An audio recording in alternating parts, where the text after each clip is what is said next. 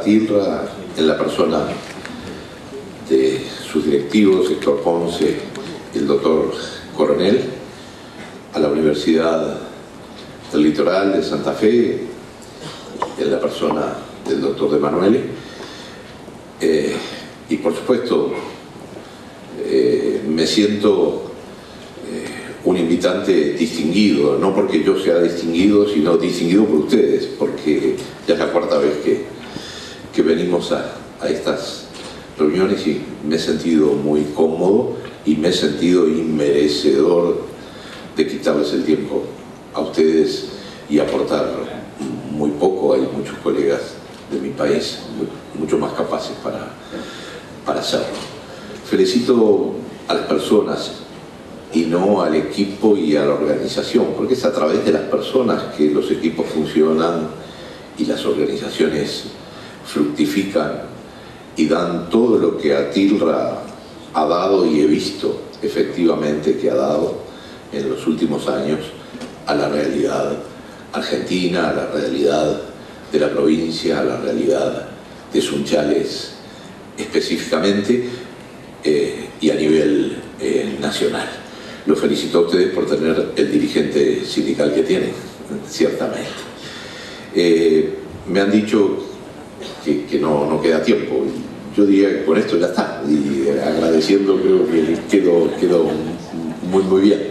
Y además, por otra parte, es muy difícil no repetir muchas de las cosas que han dicho el doctor Fera, que ha dicho mi querido amigo, porque, bueno, sin duda que todos sintonizamos temas comunes, visiones comunes, miradas comunes, aunque, bueno, con los matices naturales que la pluralidad del pensamiento, la pluralidad de las ideas nos permite distinguir en cada uno en su individualidad. Si yo tuviese rápidamente que sintetizar, voy a tratar de hacerlo así, la presentación diría que vivimos una realidad contemporánea de un empleo en mutación. Este no es un término mío, es el término que adoptó el informe del director general de la OIT en la conferencia del año 2015, brindando algunos datos relevantes. Yendo a lo concreto, señalaba el director general, el 75% de los trabajadores en el mundo desarrollan su trabajo, su actividad laboral en empleos informales, con contratos precarios o en empresas familiares sin remuneración. 75% de trabajadores. En segundo lugar, el director general de la OIT señalaba de que 1 de cada 5 empleos está vinculado a cadenas de aprovisionamiento mundial. Esto es, que determinados productos son elaborados o terminados en algunos países, pero para ser consumidos básicamente en otros muy diferentes. Y ese es un efecto expansivo de la globalización y la internacionalización, discúlpeme, de los mercados, donde las empresas multinacionales y los grupos económicos por un lado, la financiarización y la bancarización por el otro, están demostrando esa disputa en el dominio e incluso el predominio del poder y del poder de decisión por sobre los propios estados nacionales. No digo nada nuevo, nada novedoso. Ayer se mencionaba este tema desde otra visión, desde otra óptica. Y esto nos hace aprender algo que muchas veces subliminalmente lo sabemos, pero pocas veces lo expresamos, lo sacamos a la superficie. el poder económico, desde que existe el hombre sobre la tierra, coloniza la política y la subsume a sus designios, por una vía o por otra, con mayor, con menores o con ningún grado democrático de participación de quienes formamos parte como individuos, como seres humanos de la comunidad, en cada estado, en cada nación, en el mundo entero, en definitiva. Tercer dato, y este es el que a mí me aterra, en relación al empleo, el sector de los servicios representa el 49% del empleo en el mundo. La agricultura, pienso en la región, Uruguay, Argentina, digo, por limitarme, ¿no?, bien al sur, un 29%. Y esto es lo que más pavor me produce. La industria queda relegada a tan solo un 22% de empleo. Yo que tengo muchos años de edad y que he vivido ese proceso visibilizando cómo se apagan las chimeneas, cómo mi país ha ido apagando las chimeneas, una forma poética de decir cómo ha ido cerrando industrias, un país industrializado, cómo ha ido desapareciendo la industria. Sin embargo, no significa que en el mundo no se continúe produciendo. Lo que significa es que la industrialización de los productos, en primer lugar, se ha relocalizado. Por eso, escucho con muchísima atención todo lo que dice la Unión Europea. Miro con mucho aprecio a España por esa afinidad de cultura, idioma, historia que tenemos. Pero me pregunto, y lo escuchaba el doctor Fera y me agarré rapidito y me lo anoté, ¿acaso no nos interesa saber sobre estos temas? ¿Qué está pasando hoy en China, en India, en Malasia, en Indonesia, en Bangladesh, en los países productores de petróleo del mundo árabe, de los cuales poco sabemos? Si algún alumno me atropella en el curso para preguntarme alguna norma de derecho del trabajo de esas regiones, confieso como que las he perdido en la historia. Pero también, y lo que es mucho más peligroso, hasta nos estamos olvidando de que existe un continente que se llama África, fuera de allá de aquellos grandes polos y naciones o regiones. Hay muchísimos países en donde esas empresas han localizado su actividad productiva. Pero en segundo lugar, lo que surge también como un dato de la realidad es que los servicios crecen porque crece la demanda ¿de qué? De la satisfacción nuestra como personas individuales, subliminalmente captadas por un marketing excesivo de consumismo, en donde hay productos de servicios altamente sofisticados a los que hoy nosotros tenemos la necesidad de acceder sí o sí, servicios de todo tipo. No está mal, es la realidad del hombre.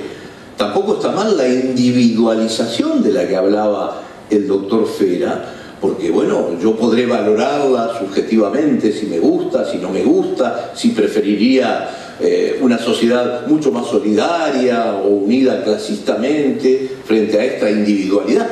Pero es un fenómeno que no lo vamos a cambiar por nuestra valoración.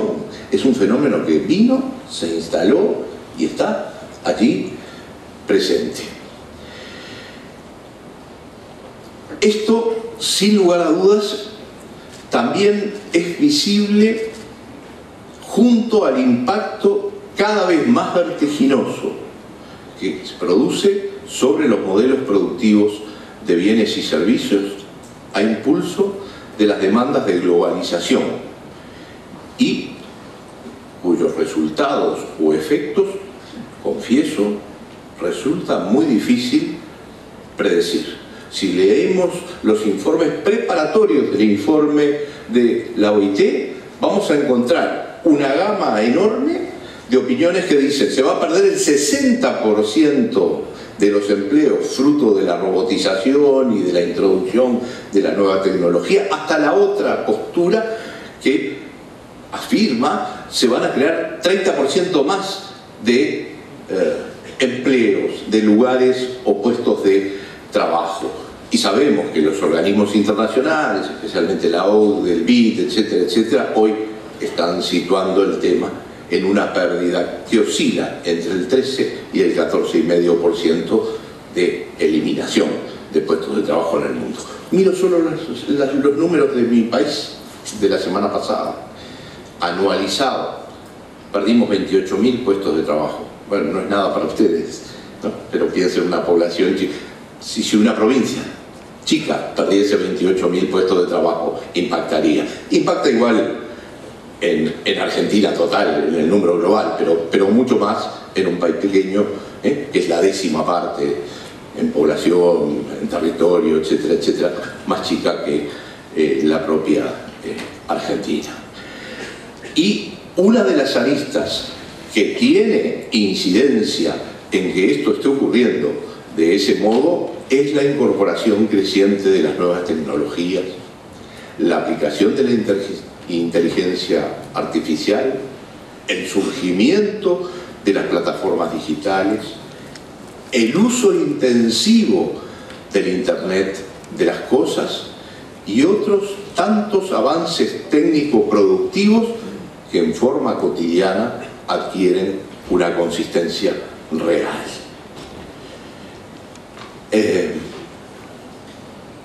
Otra faceta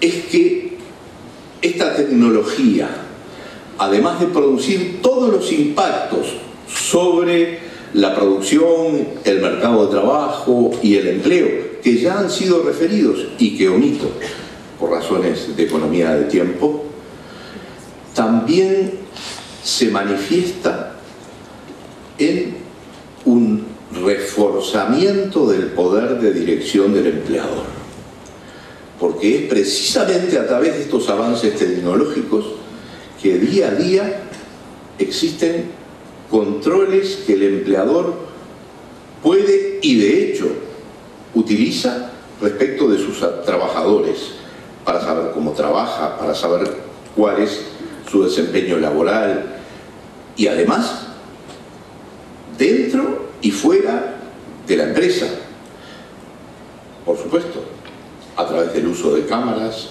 de GPS, de las propias computadoras que se le otorgan al trabajador para que éste las use, o aún de las computadoras propias, obligando, por ejemplo, a los empleados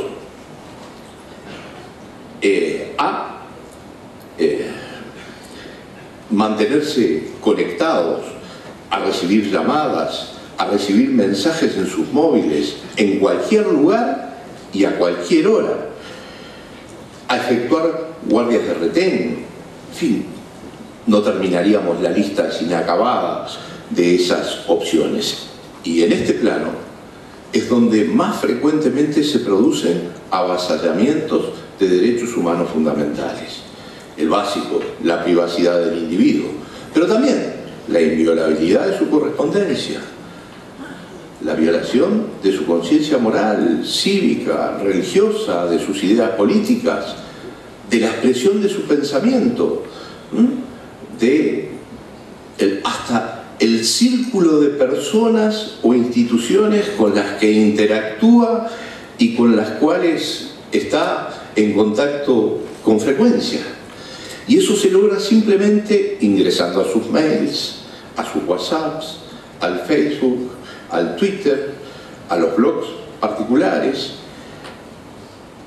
en forma muchas veces abierta, ya que la empresa proporciona los equipos o también obliga a aportar ciertas herramientas de geolocalización, advirtiéndole al trabajador: mire, va a existir este control, y otras veces lo hace de modo solapado, oculto, escudriñando, con programas de interferencia, de vigilancia oculta, grabaciones, etcétera, etcétera, todos esos elementos que hemos visto, que por otra parte se han constituido en prerequisitos para poder acceder al empleo.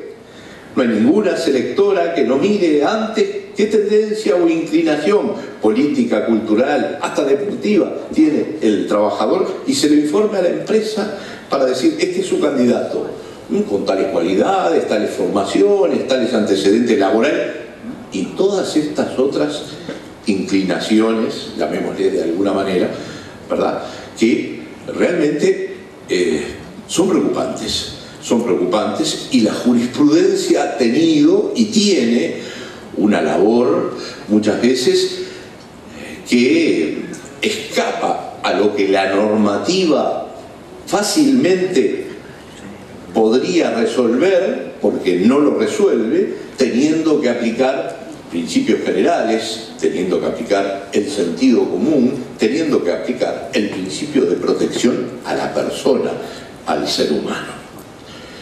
Una observación más: la actuación de todos estos fenómenos económicos, sociales, políticos, tecnológicos, no puede ser descontextualizada. ¿Por qué? Porque las proyecciones de los cambios que se van introduciendo son, como decía el doctor Fera, transversales y ponen en juego muchísimas dimensiones, otra de las cuales es el medio ambiente, que se ve afectado por la proliferación incontrolada, no reglada, de residuos contaminantes, la necesidad de sustituir la producción energética de combustibles fósiles por otros de carácter renovable, la sobreexplotación de los recursos naturales de muy lenta regeneración. Y esto a más largo plazo ha sido resumido, especialmente por los organismos internacionales, particularmente por la OIT, a través de las iniciativas verdes que forman parte del pilar complementario del informe al que se hacía referencia, por los aspectos que, desde el trabajo y la producción, de alguna manera impactan o producen consecuencias, sea sobre el cambio climático o sobre las emisiones de carbono, que han sido, digamos, los temas estrella, los temas difíciles, ¿verdad?, que vienen preocupando a todos los ciudadanos, a todas las personas, fundamentalmente, digamos, en nuestros países en particular. Desde otro ángulo de nuestra mirada, son también elocuentes los desafíos que en este contexto están vinculados a aspectos variadísimos, pero a su vez nada despreciables, muy importantes, diríamos nosotros. La educación en general, como lo mencionaba, reitero, yo, perdónenme que lo cite tanto al colega, al camarista, pero le pido disculpas. Bueno, tenemos esta coincidencia en nuestra visión o la propuesta que hacemos. La organización de los saberes, desde la educación en general, las políticas educativas en los distintos niveles, ya incluso en la primaria, digámoslo con claridad, pero también, ojo, en la cultura, en la familia, hasta, permítaseme decirlo, el qué hacer con el tiempo libre, porque incluso hay un discurso, discúlpenme, muy válido pero engañoso, la compatibilización del trabajo con el tiempo familiar. No, el tiempo de las personas no es solo el familiar, claro que sí, que es muy importante, pero también es el tiempo del entretenimiento, es el tiempo de la cultura, es el tiempo de la realización de otros hobbies o intereses, hasta de cuidado de la salud, de salir a correr o de salir a caminar o en mi caso, mirar a los que caminan y a los que corren, para ver si puedo mejorar por digamos, algún efecto reflejo. Según puede apreciarse, entonces, asistimos a un panorama complejo y que requiere de múltiples abordajes, ya que de otro modo corremos el riesgo de que se produzca una desarticulación salvaje y azarosa para la habitabilidad de los seres humanos en el planeta. El segundo tema, y voy a tratar de ser muy rápido en esto, son los desafíos para el derecho laboral. Y a este respecto digo que esos desafíos exceden del simple cambio o la adaptación de las normas del derecho del trabajo que conocemos, o que construimos, o que colaboramos a interpretar y aplicar, cada uno como operador, digamos, en nuestra función, en nuestro rol, y ustedes como receptores, desde el momento que son los trabajadores, son los que prestan ese trabajo. Sin lugar a dudas, en la realidad posmoderna que estamos describiendo, todos estos temas perturban el mercado de trabajo, perturban el empleo y perturban las regulaciones normativas de lo laboral. Y entonces se produce algo que, si yo se los planteo, van a decir es una paradoja, es un juego de palabras. Realmente trato de que no sea así, no sea algo superficial la utilización del facilitismo del lenguaje para enganchar a la gente. Trato de transmitir una idea. Y esa idea pasa por dos parámetros. No es factible que las respuestas y las soluciones provengan exclusivamente de las normas laborales. Pero, si damos vuelta a la moneda, tampoco pueden resultar ajenas al derecho del trabajo, ni a la participación y movilización de las organizaciones sindicales. Todo lo que se haga al margen de va a ser necesariamente un discurso vacío de contenido y va a producir efectos explosivos en cualquier ámbito, inesperado e imposible de predecir desde mi punto de vista. Voy a poner solo un ejemplo: la descentración que se ha producido respecto del trabajo subordinado, la pérdida del estereotipo clásico del contrato de trabajo como símbolo del trabajador subordinado y asalariado, lo que nosotros en algún trabajo denominamos el trabajo industrioso, que es el que presta un trabajador dirigido, un trabajador que lo hace a cambio de salario. Ya dejó de ser la estrella polar a través de la cual orientarnos en el firmamento del mundo actual del trabajo. Son muchos los seres humanos que también trabajando ya hace rato que están fuera del círculo del derecho del trabajo, del círculo jurídico formal del derecho laboral. Y ojo, los instrumentos de las políticas neoliberales, de la organización y de la gestión de la producción empresarial han tratado deliberadamente de excluir a la mayor cantidad de personas posibles de ese círculo, reduciendo el círculo o expulsándolas, haciéndolas huir de ese círculo. Y entonces nos encontramos, para ya correr contra el tiempo, quienes, fíjense ustedes, por una necesidad, obtener un ingreso con el cual sobrevivir, hoy prestan trabajo como personas contratadas bajo modalidades atípicas y precarias. Sigamos con los que debieron desplegar prestaciones por cuenta propia, organizándose en forma autónoma o independiente. Incluyo en esto actividades profesionales de prestadores pseudoliberales, las falsas cooperativas, las empresas unipersonales, los autoempresarios monotributistas, toda la fase de externalización del trabajo, en donde muchos trabajadores han tenido que pasar a ser trabajadores de intermediarios, de subcontratistas intermitentes, de empresas suministradoras de mano de obra temporal, viendo que sus ciclos productivos y por lo tanto sus ingresos son no permanentes durante la vida activa, sino que son de alternancia de alguna manera.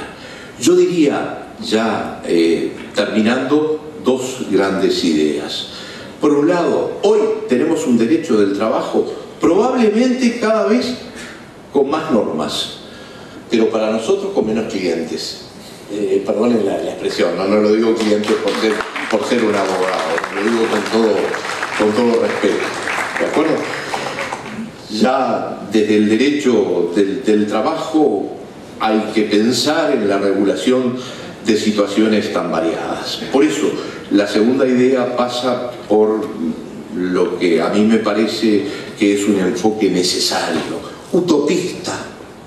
Capaz que soy, no sé, un poeta, un soñador, estoy despegado de los pies de la tierra, pero ya en otras oportunidades vine acá y dije, esta va a ser una propuesta de utopía. Bueno, esta es otra propuesta de utopía.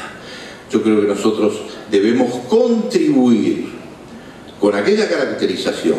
No puede solo ser el derecho del trabajo el que dé la solución, pero por el otro lado no podemos hacerlo eliminando, extinguiendo al derecho del trabajo o desconociendo al derecho del trabajo y fundamentalmente al derecho colectivo, es decir, a la organización sindical con toda la libertad sindical y sus formas de expresión, de organizarse, de conflictuar, de negociar colectivamente. Debemos enfocar una teoría constructiva de lo que podríamos llamar el trabajo global.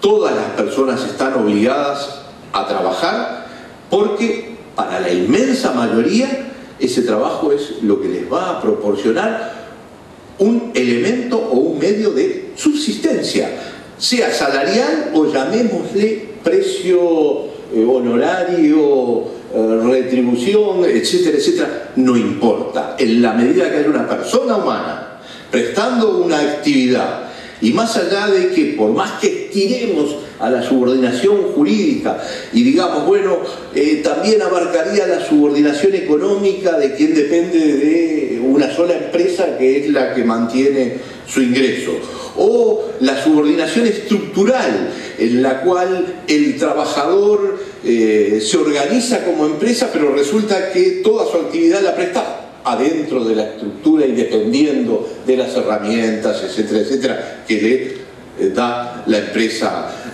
principal. Y así podríamos seguir 18 ejemplos. Puse acá, no se los voy a leer de ninguna manera, no lo puedo hacer. Simplemente llegar a la conclusión de que si podemos imaginar que esto es así, lo que tenemos que hacer es ir construyendo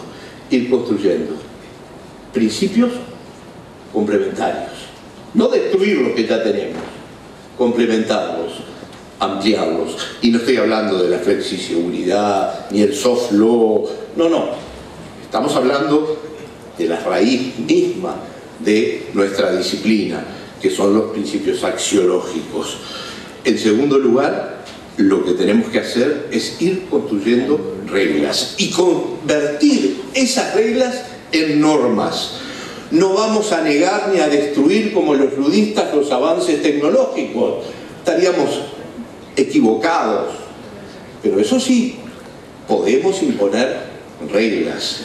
No tenemos por qué ajustarnos al discurso neoliberal que dice eliminemos las reglas que rigidizan porque la libertad es la que permitirá crecer y el desborde, el derrame, será luego distribuido entre todos. Nunca nunca me cayó una gota de esa copa en estos últimos 30 años o 40 años. Realmente. Creo que nosotros tenemos que decir, estas son las reglas por las que bienvenida sea la nueva tecnología, bienvenida sea la economía colaborativa, bienvenida sea las migraciones, etcétera, etcétera, pero bajo estas reglas, y que esas reglas respeten fundamentalmente al trabajo.